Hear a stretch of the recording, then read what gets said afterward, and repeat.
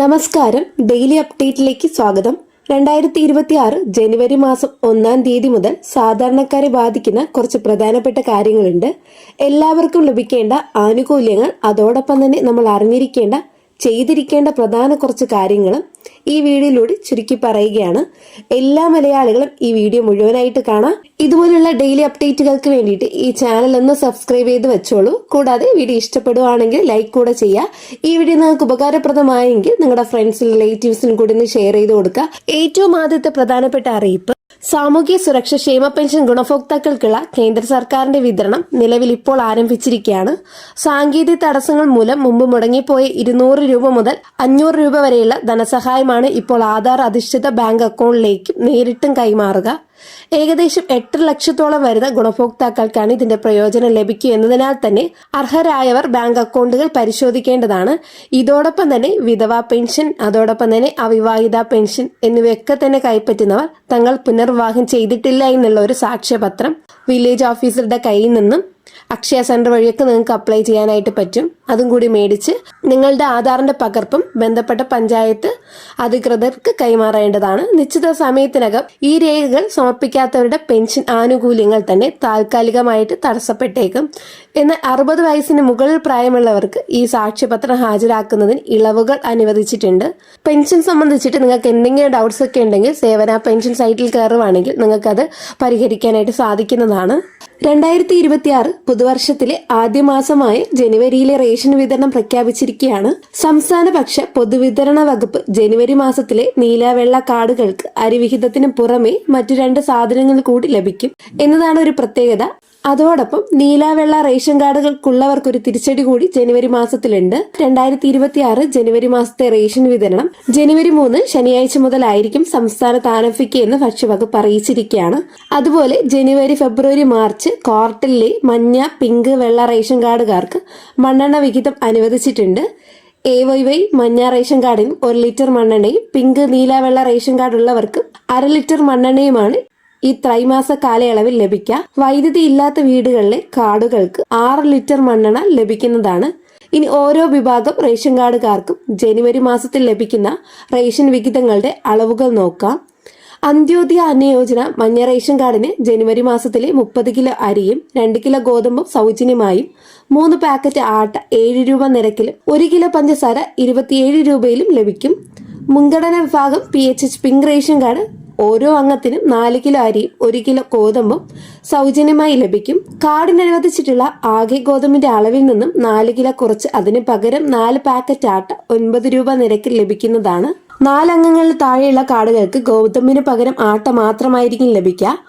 അടുത്തത് പൊതുവിഭാഗം subsidy NPS നീല ration കാർഡിൽ ഒരംഗത്തിന് 2 കിലോ അരി വിഹിതം കിലോയ്ക്ക് 4 രൂപ നിരക്കിൽ ലഭിക്കും. ഈ മാസം നീല റേഷൻ കാർഡിന് സ്പെഷ്യൽ അരിവിഹിതം ഇല്ല എന്നൊരു തിരിച്ചടി കൂടിയുണ്ട്. നീല റേഷൻ കാർഡിന് അതത് താലൂക്കിലെ സ്റ്റോക്ക് അനുസരിച്ച് കാർഡിന് 1 കിലോ മുതൽ 2 കിലോ വരെ ആട്ട കിലോയ്ക്ക് 17 രൂപ നിരക്കിൽ ലഭിക്കും എന്നതാണ് ഈ മാസത്തെ മറ്റൊരു പ്രത്യേകത. പൊതുവിഭാഗം വെള്ള റേഷൻ കാർഡിന് 2 കിലോ അരി കിലോയ്ക്ക് 10 രൂപ 90 പൈസ നിരക്കിൽ ലഭിക്കും. കഴിഞ്ഞ മാസം 10 കിലോ അരി ലഭിച്ച വെള്ള റേഷൻ കാർഡുകാരെ സംബന്ധിച്ചിടത്തോളം ജനുവരി മാസത്തിൽ കാർഡിന് വെറും 2 കിലോ അരി മാത്രമാണ് ലഭിക്കുന്നത്. ഇത് വലിയൊരു തിരിച്ചടിയാണ് വെള്ള റേഷൻ കാർഡുകാർക്ക്. ജനുവരി മാസത്തിൽ നീല വെള്ള റേഷൻ കാർഡ് ഉള്ളവർക്ക് അരിവിഹിതം കുറഞ്ഞിരിക്കുകയാണ്. ചെറിയൊരു ആശ്വാസം എന്നത് 1 പാക്കറ്റ് മുതൽ 2 പാക്കറ്റ് വരെ ആട്ട ഈ മാസം ലഭിക്കും എന്നത് മാത്രമാണ്. പൊതുവിഭാഗം റേഷൻ കാർഡിന് 2 കിലോ അരി കിലോയ്ക്ക് 10 രൂപ 90 പൈസ നിരക്കിൽ ലഭിക്കും. സ്റ്റോക്ക് അനുസരിച്ച് കാർഡിന് പരമാവധി 1 കിലോ ആട്ടയായിരിക്കും ലഭിക്കുക. ജനുവരി മാസത്തിൽ ഓരോ വിഭാഗം റേഷൻ കാർഡുകാർക്കും ലഭിക്കുന്ന വിഹിതങ്ങൾ ഇത്തരത്തിലാണ്. അടുത്ത പ്രധാനപ്പെട്ട അറിയിപ്പ്: PM കിസാൻ സമ്മാൻ നിധിയിൽ നിന്നും വർഷം 6000 രൂപ ലഭിക്കുന്നവർ ശ്രദ്ധിക്കുക. ഇനി മുതൽ ആനുകൂല്യം മുടങ്ങാതിരിക്കുന്നതിന് വേണ്ടി electronic KYC, land seeding, Aadhaar bank account seeding എന്നിവ നമ്മൾ പൂർത്തിയാക്കിയിരിക്കണം. മുൻപ് തൊട്ട് ഇത് പൂർത്തിയാക്കിയവർക്കൊക്കെ തന്നെ വിതരണം നടക്കുകയാണ്. എന്നാൽ ചിലർക്കൊക്കെ വീണ്ടും KYC വീണ്ടും ഒന്നുകൂടി KYC ചെയ്യേണ്ടതായിട്ട് വരുന്നുണ്ട്. അത് കൃത്യമായിട്ട് PM കിസാൻ സമ്മാൻ നിധി വെബ്സൈറ്റിൽ പരിശോധിച്ച് സ്ഥിരീകരിക്കുക. ഇനി മറ്റൊരു പ്രധാനപ്പെട്ട അറിയിപ്പ്, നമ്മുടെ സംസ്ഥാനത്ത് കർഷക ID കാർഡുകൾ, അതായത് നമ്മുടെ ഭൂമി അടിസ്ഥാനമായിട്ടുള്ള, നമ്മുടെ സ്ഥലം അടിസ്ഥാനമാക്കിയിട്ടുള്ള പ്രോപ്പർട്ടി കാർഡിന്റെ വിതരണം 2026 മുതൽ നടക്കുമെന്നാണ് സംസ്ഥാന സർക്കാർ അറിയിച്ചിട്ടുള്ളത്. ഇപ്പോൾ ഡിജിറ്റൽ റിസർവ് പൂർത്തിയാക്കിയിട്ടുള്ള വില്ലേജുകൾ മുൻഗണന നിശ്ചയിച്ച ആദ്യഘട്ടത്തിൽ ആ പ്രദേശങ്ങളിലായിരിക്കും പ്രോപ്പർട്ടി കാർഡുകൾ വിതരണം ചെയ്യുക. സ്ഥലവുമായി ബന്ധപ്പെട്ടിട്ടുള്ള നമ്മുടെ സർവേ നമ്പർ, ബ്ലോക്ക് നമ്പർ, മറ്റ് ഡിവിഷൻ നമ്പർ ഉൾപ്പെടെയുള്ള കാര്യങ്ങൾ, അതോടൊപ്പം സ്ഥലത്തിന്റെ സ്കെച്ച് ഉൾപ്പെടെയുള്ള കാര്യങ്ങൾ, കൈവശാവകാശം, ബാധ്യതാ സർട്ടിഫിക്കറ്റ്, ഇങ്ങനെയുള്ള പല കാര്യങ്ങളും ഈ ഒരു പ്രോപ്പർട്ടി കാർഡ് ലഭിക്കുന്നതിൻ്റെ വളരെ എളുപ്പത്തിൽ നമുക്ക് ലഭിക്കുന്നതായിരിക്കും. അതോടൊപ്പം ഇനി ഇങ്ങനെയുള്ള പല വിശദാംശങ്ങളും ഈ പ്രോപ്പർട്ടി കാർഡിൽ ഉള്ളടക്കം ചെയ്തിരിക്കും.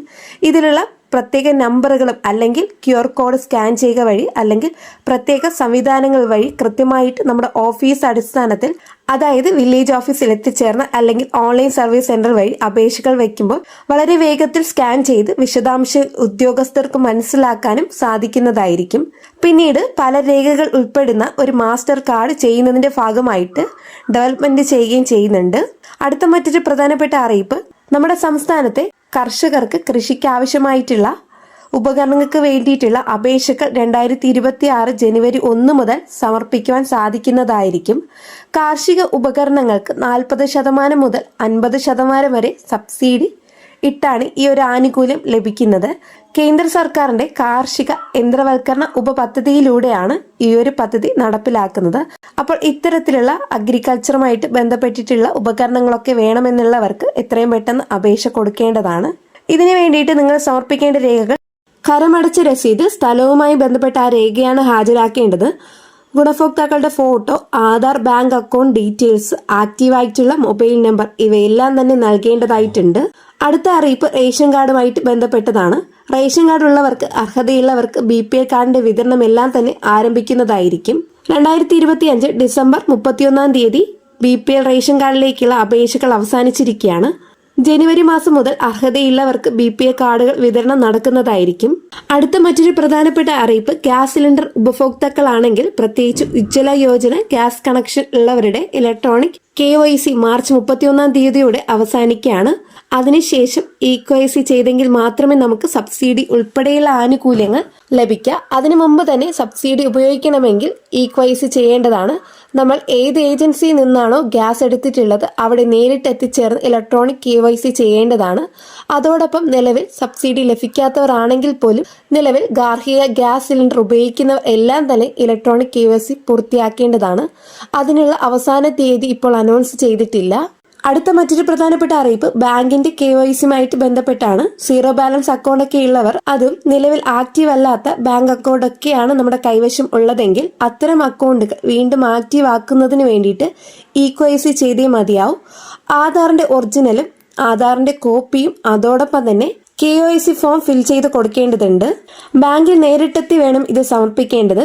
വിവിധ ബാങ്കുകളിൽ നിന്ന് ഇപ്പൊ ഇതുമായി ബന്ധപ്പെട്ടിട്ടുള്ള അറിയിപ്പ് വന്നിട്ടുണ്ട്. ആക്റ്റീവ് അല്ലാത്ത ബാങ്ക് അക്കൗണ്ടുകൾ മരവിപ്പിക്കുക, അല്ലെങ്കിൽ ചിലപ്പോൾ അത് പെർമനന്റ് ക്ലോസ് ചെയ്യുന്നതിന്റെ മുന്നോടിയായിട്ടാണ് ഇത്തരം അറിയിപ്പുകൾ ഇപ്പോൾ ബാങ്കുകളിൽ നിന്ന് നൽകിയിട്ടുള്ളത്. അതുകൊണ്ട് തന്നെ ബാങ്ക് ശാഖയുമായി ബന്ധപ്പെട്ട് KYC ചെയ്യേണ്ടതാണ്.